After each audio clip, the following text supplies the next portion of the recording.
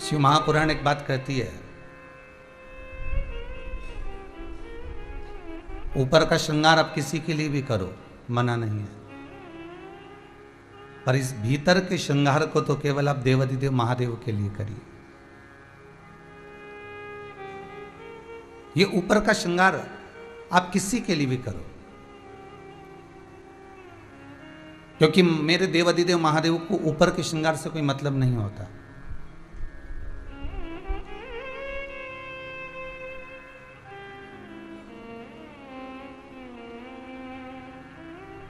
मेरे देवाधिदेव महादेव को आप कैसा वेश बनाए हुए हो, किस स्वरूप को आप धारण करे हुए हो, उससे कोई मतलब नहीं। वो कहते हैं ना कि दुनिया रंग बदलती है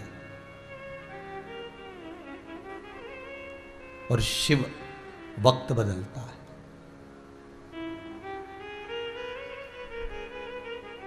मेरा कालाधिपति महाकाल, मेरा शंकर अगर कुछ बदलेगा तो आपका समय, आपका वक्त कब बदल देगा आपको भी अंदाजा नहीं होगा।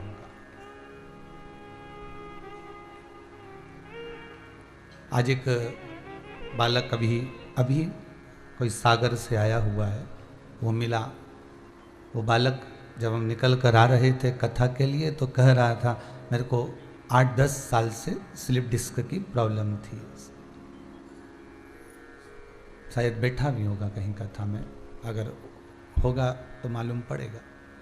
तो वो कहा 8-10 साल से मुझे स्लिप डिस्क की प्रॉब्लम थी और बहुत इलाज भी करवाया, औषधि भी खाई, सब कुछ किया, पर कुछ रिजल्ट नहीं मिला। तब मेरी माताजी ने कहीं शिव महापुराण की कथा में कोई एक उपाय देखा होगा, सुना होगा और वो किया होगा।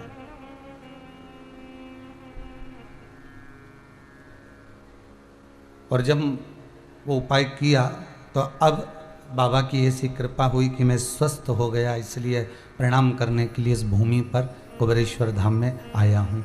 ये बाबा की कृपा। फिर वही बात कहूँगा, दुनिया के लोग रंग बदल सकते हैं,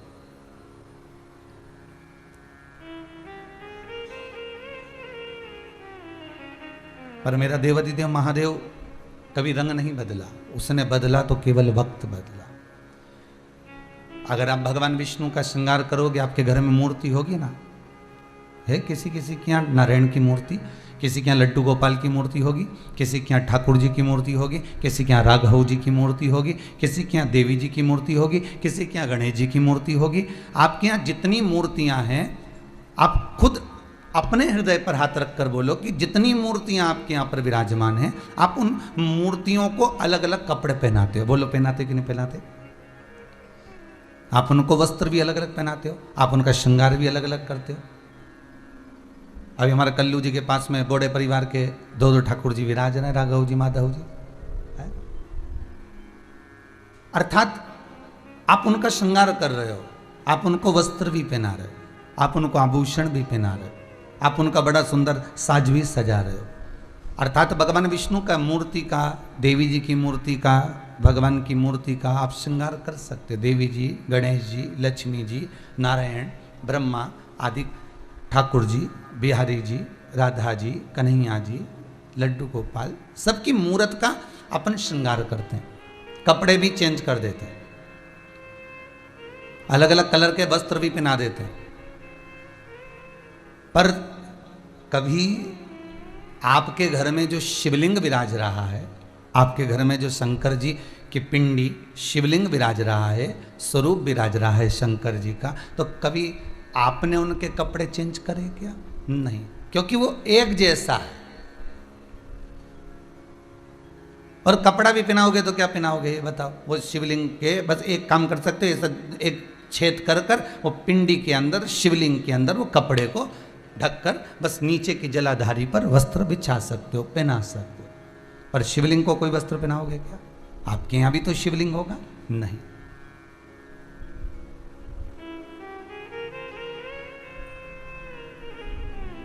ना वो वस्त्र बदल रहा है, ना वो रंग बदल रहा है, वो तो केवल एक काम करता है कि उसकी शरणागति में जो आ गया और उसका कर्म का भोग वो देख लेता है कि कितना भोग रहा है, उस कर्म से उसको छुड़ाने का प्रयास कर देता है। ये जो वैश्या है ये सब जगह रही, पर रहने के बाद में आखिरी में जब पहुंची तो उज्जैनी पहुंची। सांदीपनी ऋषि की वो नगरी, बाबा देवादिदेव महादेव की वो धरा, मां छिपरा का पावन तट, अगर ये वेश्या पहुंची तो वहां पहुंची। शिव के धाम में शंकर के दरवाजे पर, चाहे उज्जैनी हो, विश्वनाथ की नगरी काशी हो, ओमकारेश्वर हो, सोमेश्वर हो, केदारेश्वर हो, नागेश्वर हो, त्र्यंबकेश्वर हो, परली वैद्यनाथ हो, बाबा धाम हो या कुबेरेश्वर धाम, शिव के दरवाजे पर व्यक्ति ऐसे जा ही नहीं सकता। शंकर के दरवाजे पर कोई ऐसे जा, क्योंकि शिव कहां का निवासी है, या तो कैलाश पर रहता है या फिर वो शमशान में रहता है। आप बद्रीनाथ चले जाओगे, केदारनाथ चले जाओगे, आप रामेश्वर, द्वारका, जगन्नाथ सब दूर घूमकर रह जाओगे, वृंदावन, गोकुल, बरसाना 50 बार चले जाओगे, सब दूर चले जाओगे। पर आपसे कोई कहे कि आपसे कोई पूछ ले, क्यों जी तुम ये बताओ कि तुम कैलाश कितनी बार गई, तो कोई तुमसे पूछे तो कैलाश हम नहीं गए भैया, वहां तो जाओ तो खूब खर्चा होता है, 1-1.5 लाख का तो टिकट ही टिकट हो जाए, और ऊपर से जो खर्चा है अलग। और खर्चा तो जाने दो, वहाँ पानी के अंदर सबसे बड़ा टेंशन तो ये, वहां ऑक्सीजन नहीं मिले, निपट गए तो फिर क्या मिलेगा। और फिर कोई ने पूछ लिया, क्यों साहब वृंदावन कितनी बार गए हो? अरे वृंदावन तो हमारे वो जीजी के लड़के के साथ चले गए, तो फिर हमारे मामा का छोरा गया उसके साथ चले गए, फिर हम दोनों भी घूमने चले गए, फिर हमारे बच्चों को भी दर्शन कराएं, वृंदावन तो हम खूब गए। फिर कोई तुमसे कहे कि तुम उज्जैनी, अर्थात यहां शास्त्र कह रहा है कि शिव के दरवाजे पर जाना बहुत कठिन है। शंकर जिसको बुला ले, शिव जिस पर करुणा कर दे, और शंकर जिसको हाजिरी देकर आमंत्रित कर ले, बस वही केदारनाथ जा सकता है, वही उज्जैनी महाकाल जा सकता है, वही विश्वनाथ की नगरी काशी जा सकता है, वही कुबेरेश्वर धाम जा सकता है, और वही चाहे केदार हो, चाहे ओमकारेश्वर हो, सोमेश्वर हो, नागेश्वर हो, वो वहाँ तभी जाएगा जब बाबा बुलाएगा।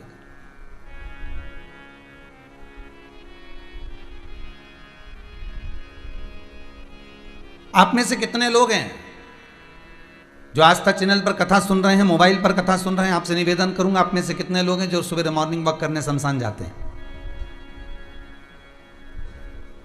कोई जाएगा? नहीं।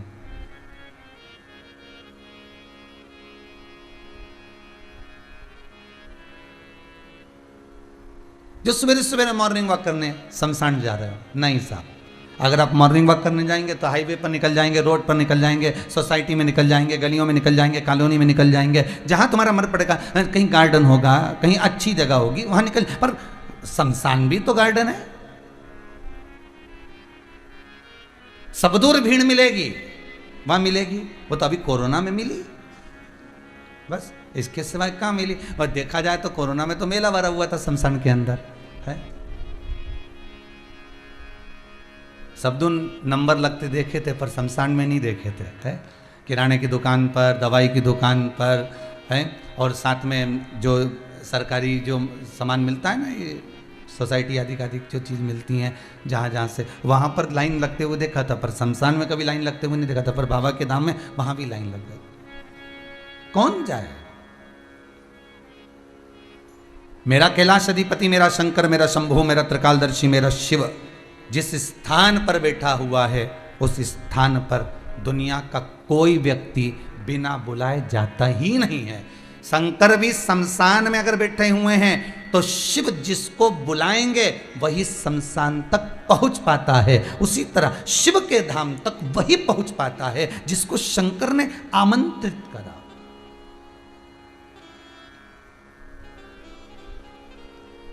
अगर ये वेश्या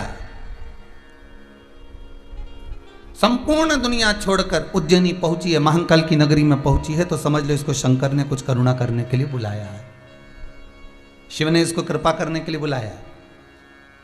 और ये वेश्या, इसको नहीं मालूम कि सावन का महीना है। अब संत आए माँ छिपरा के घाट पर, और संत छिपरा के घाट पर बैठकर थोड़ी स्नान कर कर तब साधना में लग गए। अब संत तो संत है, साधु तो साधु है, तपस्वी तो तपस्वी है, साधक तो साधक है, उपासक तो उपासक है। जब आपको कथा में पहले भी कहा, क्रीम की चमक कुछ दिन की होती है, पर अच्छे कर्म की चमक जीवन भर की होती है, जीवन भर।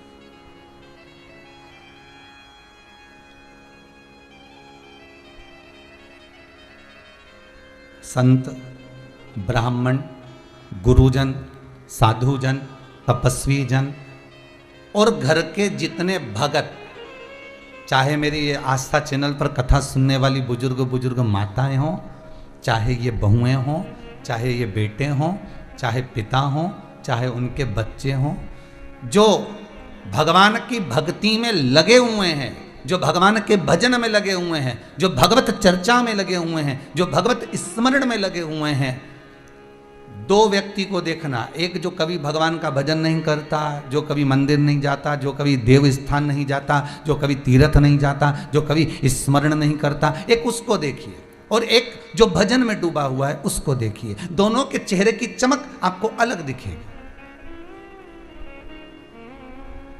गुरु के चेहरे की चमक अलग दिखेगी, संत के चेहरे की चमक अलग दिखेगी, साधक के चेहरे की चमक अलग दिखेगी, ऋषि के चेहरे की चमक अलग दिखेगी। जो तपस्या में लीन है, तपस्या में जो साधक लगा हुआ है, तप साधना में जो डूबा हुआ है, उसके चेहरे की चमक अलग दिखेगी। ये चमक, ये दमक, फुलवन में महक, सब कुछ सरकार तुम्हीं से है। जो कुछ है सब उसी की है।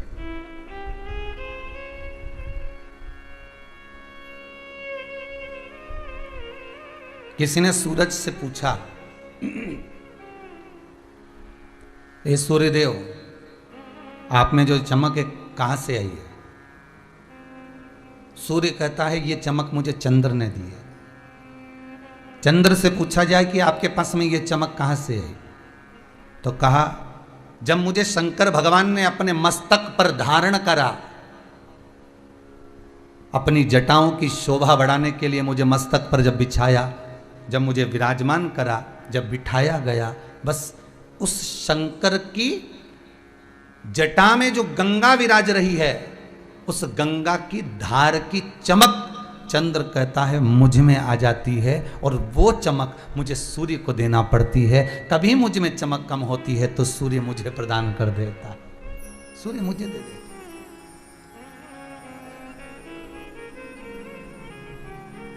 कितनी सुंदर बात कही। चंद्र जैसी बात आपकी बुद्धि में कभी नहीं आ सकती, मुझे ऐसा लगता है, मुझे ऐसा लगता है। क्योंकि आपसे कोई पूछे साहब बड़े चमक रहे हो, क्या बात है, खूब बढ़िया जोरदार कपड़े वपड़े दिख रहे हैं, खूब जोरदार राशि ठाट दिख रहा है, खूब पैसा वैसा दिख रहा है, क्या बात है, तो आपके मुख से निकलेगा हाँ वो तो है ही सरी, आज मैंने खूब जोरदार क्रीम पोता। कौन सा क्रीम लगाया? तो मैंने ये वाला लगाया। आज मैंने ये कपड़े पहने, और ये कपड़े कोई साधारण कंपनी के नहीं, एक नंबर ब्रांड के हैं। आप अपना बखान कर रहे, आप अपना बखान कर रहे। पर सूर्य से पूछा गया कि तुम्हें चमक कहां से आई, तो कहा चंद्र से मिली। चंद्र से पूछा गया तुम्हें चमक कहां से है, तो कहा देव अधिदेव महादेव की जटा में जो गंगा विराजमान है, उस गंगा की चमक मुझ में है, उसकी शीतलता मुझ में। गंगा से पूछा आप में इतनी चमक कहां से आ गई, आप में इतनी चमक कहां से आ गई? गंगा कहती है ये चमक अगर मुझे मिली है तो देव अधिदेव महादेव के पास से प्राप्त हुई है।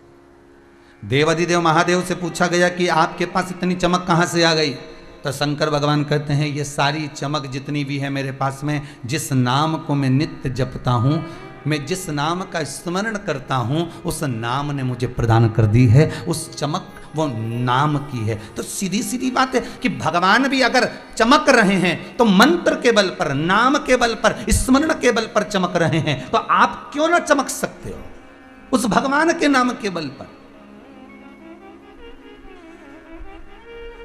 उस भगवान के स्मरण के बल पर क्यों नहीं चमकोगे?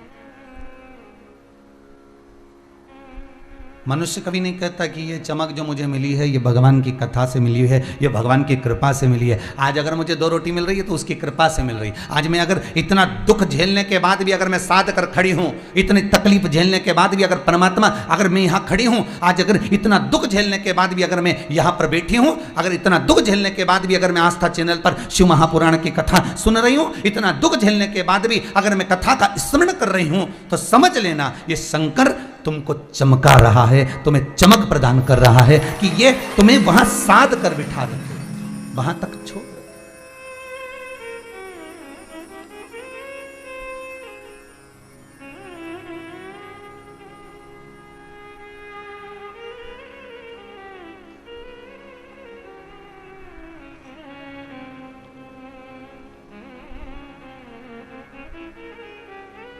जब कथा चालू करी थी, हमने आपको पहले भी कथाओं में कहा कि हमारी इतना हमारे पास में नहीं था कि हम धोती भी बहुत चेंज कर सके। आप सीहोर के, आप कभी इधर आए कुबेरेश्वर धाम, तो एक आध बार सीहोर जाना, घूम कर आना, भ्रमण कर कर आना, सीहोर के लोगों से पूछना कि ये पंडित प्रदीप मिश्रा के पास में कुछ था। टीन के मकान में रहते, पिताजी चने का ठेला लगाते। वो ठेला भी कहीं रोड पर ज़्यादा खड़ा हो जाता तो कोई आकर रसीद फाड़ कर चले जाता, चालान बनाकर चले जाता। 200 रुपये 100 रुपये उसको देना पड़ते। शाम को जो धन मिलता उससे 5 बहन भाई हैं, उसका परिवार का भरण पोषण करना, पढ़ाई में लगाना। बड़ी मुश्किल से 2 धोती मिली थी। एक मेरे गुरुजी ने दी थी गुरु मंत्र लेते समय, और एक धोती एक माता ने दे दी थी। अब वो कथा चालू करी, धोती भी इतनी नहीं थी, वो धोती में लग गए फूल के दाग। अब धोती कौन बदले, क्या करा जाए? तब किसी एक माता ने सीख दी कि इस धोती को ले जाओ और गांधी रोड पर, हमारे यहाँ सीहोर में गांधी रोड है, उस गांधी रोड पर रंगरेज रहते हैं जो कपड़े को रंगते हैं, कपड़े में कलर करते हो, तो उसको दिया। हमने पूछा इससे क्या होगा, तो कहा ये जो फूल का दाग है ना, ये छुप जाएगा, रंग भी हो जाएगी, धोती भी नई हो जाएगी। अब उसके यहाँ धोती लेके पहुँचे, आज कथा याद आ गई तो बता दे। धोती लेकर पहुँचे तो उससे कहा भैया इसको रंगना है, तो उसने कहा दे। थोड़ा पैसा लिया, धोती को लिया तो उसने सरफ में गला दिया, गला के खूब कूटा धोती को। अब मन इतना कछोटे कि राम जी धोती ना फाड़ दे। अब बड़ी मुश्किल की तो 2 धोती, अब उसमें से भी एक ये पटक पटक के फाड़ देगा तो बची एक ही। अब एक ही में कथा कैसे हो? तो महाराज धोती उसने सरफ में गलाई, धोई, खूब निचोई, और निचोड़ने के बाद फिर रंग में डाली, और रंग में डाली, फिर उस पर जो रंग चढ़ा तो उस पर जोरदार रंग चढ़ गया। फिर वो धोती खूब चली और खूब जोरदार चली महाराज, फिर रंग नहीं छूटा। अच्छा, जितनी बार छूटा उतनी बार दूसरे कपड़े को भी उसने रंग दिया, वो धोती में फिर गजब रंग चढ़ाया।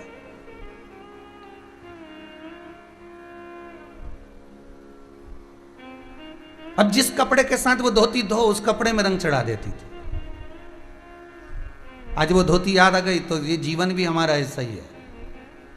किसी सदगुरु की शरण में जब जाओ, शंकर के मंदिर में जब जाओ, शिव की शरण में जब जाओ, तो ये समझ कर जाना कि हम धोती हैं, और ये रंगेगा तो रंगने से पहले धोएगा जरूर, मतलब पछटेगा, दुख देगा, तकलीफ देगा, कष्ट देगा, रगड़ेगा, सरफ में डालेगा, भिंगोएगा, तब निचोएगा, दुनिया का सारा दुख भगवान देगा, तब जाकर भक्ति का रंग ऐसा चढ़ा देगा। फिर जिसके साथ जाओगे उसको भी रंगीन बना दोगे, फिर रंगेगा।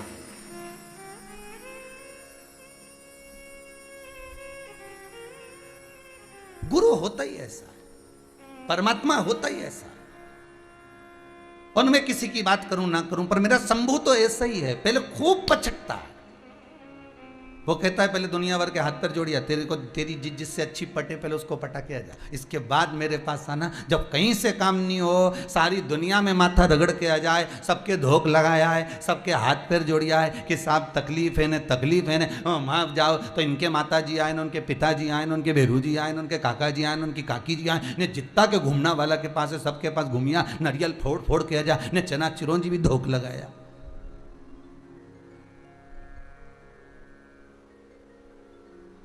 अच्छा एक बात बताओ रे भाई, सबको सारा देवी देवता आता है पर किसी को शंकर जी क्यों नहीं आता रे?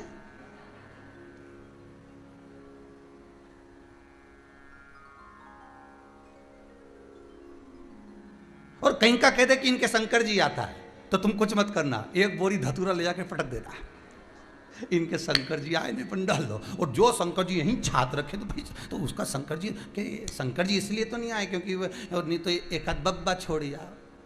शंकर जी को ये ढोंग पसंद नहीं है, शंकर जी को प्रपंच पसंद नहीं है। मेरे शिव को ये सब ये गलत गलत लीलाएं जो दुनिया के लोग कमाने के लिए कर रहे हैं, ये मेरे शिव को प्रिय नहीं है। मेरे शंकर को तो एक प्रिय है। शिव कहते हैं जिस मस्ती में मैं रहता हूँ, राम नाम कृष्ण नाम में, नारायण की भक्ति में मैं डूबा रहता हूँ। शिव कहते हैं उस भक्ति में तुम डूब जाओ। एक बार तुम्हारा कपड़ा, ये दिल, ये हृदय, ये चित्त, ये मन एक बार रंग दिया जाए, और जिस पर शंकर की भक्ति का रंग चढ़ जाता है, ये आस्था चैनल के माध्यम से जितने लोग कथा सुन रहे हो, आपके ऊपर जो शंकर की कथा का साल 2 साल में 4 साल में जो रंग चढ़ा, ऐसा चढ़ गया कि कपड़े का असर, तुमने एक बार कथा सुनी, पति से कहा जरा 15 मिनट सुनो तो सही, कपड़े का असर, रंग का असर उसको भी हो गया। अब तो वो खाना खाने भी आए तो कथा के टाइम पे आए, 2 बजे आऊंगा दुकान पे से, कथा भी सुन लूंगा, खाना भी खा लूंगा और आराम करके फिर चला जाऊंगा।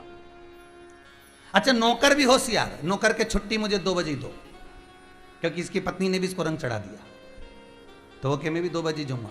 तो पति के सेठ जी के काहे को 2 बजे जाएगा, मैं 2 बजे जाऊंगा, नहीं मैं भी 2 बजे जाऊँ। तो इन्होंने विचार करा 2 बजे से 5 बजे तक जरा 2 घंटा ठीक है, दोपहर का टाइम देखा जाए। चलो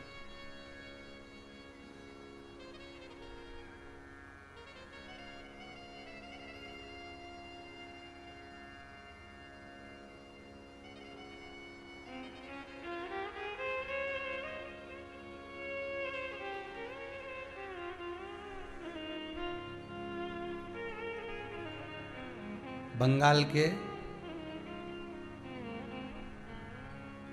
दुर्गापुर, आप लोग कभी आपके रिश्तेदार रहते हो तो पूछना उनको फोन लगाकर कि ये कथा के चक्कर में पूरे मार्केट वालों ने समय चेंज कर दिया।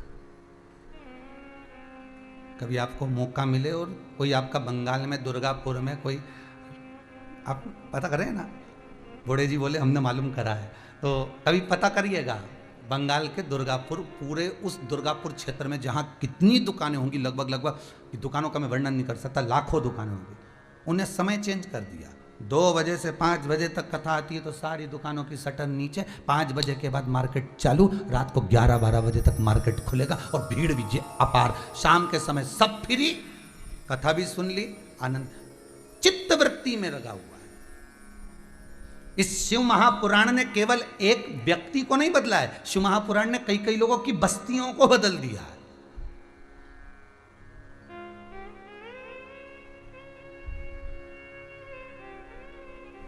शंकर की कथा का अनुमोदन करो तो जो इस रंग लगी धोती के चक्कर में जितने कपड़े पड़े वो उसी कलर के होते चले गए। कभी कभी तुम्हारे साथ भी ऐसा हुआ होगा, कोई कपड़ा कलर छोड़ता है तो उसके साथ में दूसरा कपड़ा रख दो, उसी कलर में हो जाता है, कलर चढ़ता गया। शंकर के भगत होते ही ऐसे हैं, शिव के उपासक होते ही ऐसे हैं, शंकर का अनुमोदन करने वाले होते ही ऐसे हैं। जो शिव भक्ति में एक बार लग गया उसको देखकर दूसरा रंग चढ़ता चले जाता है, दूसरे को तीसरा, तीसरे को चौथा, चौथे को पांचवा, वो रंग चढ़ रहा है। वैश्या के साथ यही हुआ। अभी तक नहीं जानती थी कि संत क्या होते हैं, अभी तक नहीं जानती थी कि ऋषि क्या होते हैं। अब जितनी सुंदर ये थी उससे ज्यादा सुंदर ऋषि और संत थे जो उज्जैनी में छिपरा के तट पर श्रावण के महीने में श्रावणी करने के लिए पधारे थे।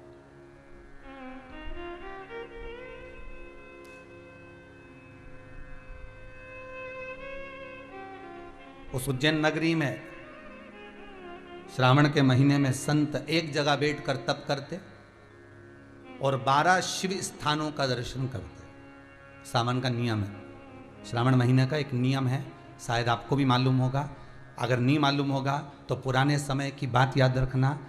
श्रावण के महीने में शंकर जी के मंदिर में झांकी सस्ती थी। किस किस को याद है? वो सब जितने आस्था पर कथा सुन रहे हो, फेसबुक यूट्यूब पर सुन रहे हो, याद करिए। श्रावण के महीने में मंदिर में शंकर के मंदिरों में झांकियां सस्ती थी। मट्टी का शिवलिंग बनता था, उसका श्रृंगार होता था। कभी कोई श्रृंगार करते थे, कभी कहीं झूला लगा देते थे, कभी कभी कोई श्रृंगार करते थे, कभी फूलों का, कभी किसी चीज का, कभी किसी चीज का श्रृंगार करते थे। और बच्चे थे अपन, सब छोटे थे, अपने माता पिता का हाथ पकड़कर शंकर जी के मंदिर में श्रावण के महीने में दर्शन करने जाते थे। श्रावण के महीने में दर्शन करने जाते थे। उस समय हमारे मन में कोई प्रश्न नहीं जागा, पर आज हमारे मन में प्रश्न जागता है कि हमारे माता पिता श्रावण के महीने में मंदिर दर्शन कराने क्यों ले जाते थे? हमारे माता पिता मंदिर दर्शन कराने के लिए शिव के मंदिर क्यों लेकर जाते थे? और ले जाना होता था तो सुबह ले जाते, पानी चढ़ाने के लिए, जल चढ़ाने के लिए, धतूरा चढ़ाने के लिए, बेलपत्र चढ़ाने के लिए। पर शाम के समय जब अंधेरा होता, हाथ पकड़ा बच्चों का, साइकिल पर बिठाया ना बिठाया, पैदल लेकर चले मंदिर शंकर के दर्शन करने के लिए जा रहे हैं। क्यों? क्योंकि श्रावण के संवाद को स्कंद पुराण में स्पष्ट कहा गया कि श्रावण के महीने में जो व्यक्ति 12 शिवलिंग का अपने ही गांव, अपने ही नगर, अपने ही क्षेत्र के 12 शंकर मंदिर का दर्शन प्रतिदिन करता है, शिव उसका मनोरथ पूर्ण करने के लिए गौरा महारानी और गणेश जी को लेकर सम्मुख में खड़ा मिलता है। ये श्रावण की कथा स्वयं स्कंद पुराण वर्णन करती। हम रोज नहीं जा सकते, परंतु सोमवार की सोमवार तो जा सकते हैं। और हम दर्शन करने नहीं जा सकते तो कम से कम एक नियम तो बना सकते हैं कि श्रावण के महीने में, अभी ये वेश्या के जीवन को संवारने की जो चरित्र है यहाँ, ये कोई साधारण नहीं हो सकता।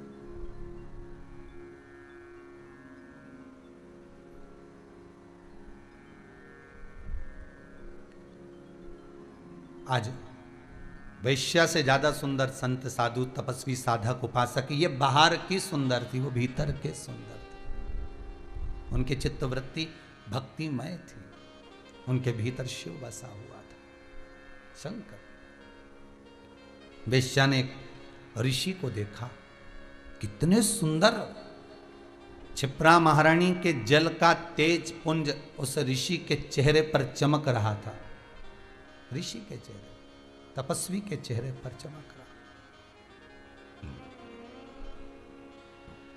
वैश्या ने विचार करा, इतना सुंदर है ये पुरुष, इतना सुंदर, क्यों ना मैं इसके करीब में जाऊं। गलत विचार रखकर, वैश्या की दृष्टि में वो पुरुष है, ऋषि नहीं। संसार के ऐसे कई लोग हैं, कई लोग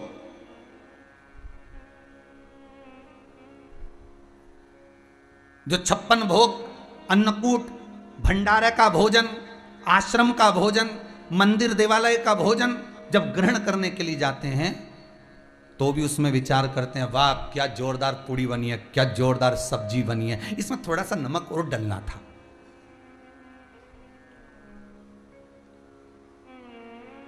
सब्जी अच्छी बनी पर थोड़ा नमक डालना था। आश्रम में भोजन अच्छा बना पर तो थोड़ी दाल और कट्ठी कर देना थी। भंडारे में पूड़ी बनी, थोड़ी पतली कर देना थी, मोटी हो गई। 56 भोग का प्रसाद लेने जा रहे हैं और मन में आ रहा है बस ये लड्डू बहुत जोरदार बना, इसमें खीर में थोड़ी सी शक्कर कम रह गई। तो आप में और उस वैश्या में क्या अंतर रह गया? वैश्या ऋषि को ऋषि नहीं देख रही है, वैश्या क्या कह रही है, कितना सुंदर पुरुष है। भगवान का प्रसाद जब हम खाएं, हमारे भीतर ये भाव नहीं आना चाहिए कि ये लड्डू है कि नुक्ती है कि सेव है कि पूड़ी है कि सब्जी है कि पकोड़ा है कि खिचड़ी है। हमारे भीतर यह नहीं आना चाहिए। हमारे भीतर तो ये आना चाहिए कि भगवान का प्रसाद, अर्थात भगवान का प्रसाद मतलब भगवान का साक्षात दर्शन हमारे भीतर उतर रहा, हम भगवान को अपने भीतर उतार रहे। प्रसाद का मतलब ही क्या होता है? प्रसाद, प्रभु का साक्षात दर्शन वही प्रसाद। एक एक शब्द को अगर आप समझोगे ना तो जीवन का आनंद पा जाओगे। कई लोग आकर कहते हैं गुरुदेव हमारे ऊपर बहुत कर्जा है, बहुत कर्जा है गुरुदेव, कोई उपाय बताओ ना कर्जा चुकाने के लिए। तो इतना करे काय को? अब उसमें गुरु जी क्या करें, कर्जा का नाम ही धीरे धीरे पढ़ कर देखो, कर जा, धीरे धीरे पढ़ के देखो। गुरु जी से पूछने की जरूरत नहीं है, उस नाम में ही सब कुछ छुपा है। कर जा, किसके लिए कर? अपने परिवार के लिए। मकान बना लो, गाड़ी बना लो, फैक्ट्री लगा लो, ये कर लो, और कर करके जा, वही तो कर जा। किसके लिए करा? कभी गुरु जी के लिए तूने कर्जा करा? अरे बोल तो सही।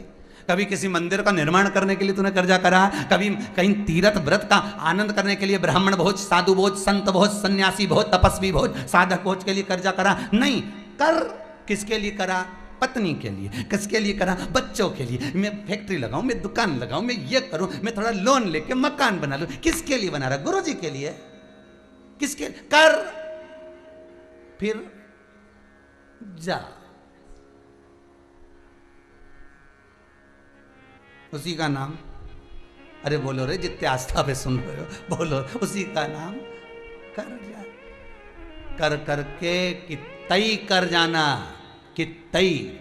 चाहे छोरों के लिए कर लो, चाहे छोरी के लिए कर लो, चाहे दामाद के लिए कर लो, चाहे पति के लिए, चाहे पत्नी के लिए, चाहे भाई के लिए, चाहे कुटुंब के लिए। कभी कर्जा, तुम दुनिया का सारा लोन तुम्हारे माथे ले लेके तुमने तो बना दिया, बाद में चुकाएगा कौन? गया। इतना कर्जा हो गया गुरुजी, अब तो जाऊं, ऐसा लग रहा है कि सुसाइड कर लो। तो हमने कहा बिल्कुल कर ले, उसमें टेंशन क्या है। पर मरने से पहले एक बात अच्छे से सुन ले, जिनके लिए करा है, जिनके लिए करा है, एक बार उनसे तो बात कर ले कि अब मेरे को देखो 5 लाख का कर्जा हो गया, मैंने ये फैक्ट्री बनाई थी, मैंने दुकान बनाई थी, घर बनाया था, मैंने जमीन जायदाद बनाई थी। पहले इनसे बात कर कि तुम्हारे पास में कितनी कितनी रकम रखी, सब हाथ निकालो, अपने अपने हार निकालो, ने पाटली निकालो, ने जेवर निकालो, ने पायल निकालो, सब बेच दे, अब भी कर्जा चुक जा। पर कोई देगा? अरे बोलो तो सही, नहीं देगा। सब सोचेंगे अब तो तू जा, कर करके मर जा, बस यही कर जा।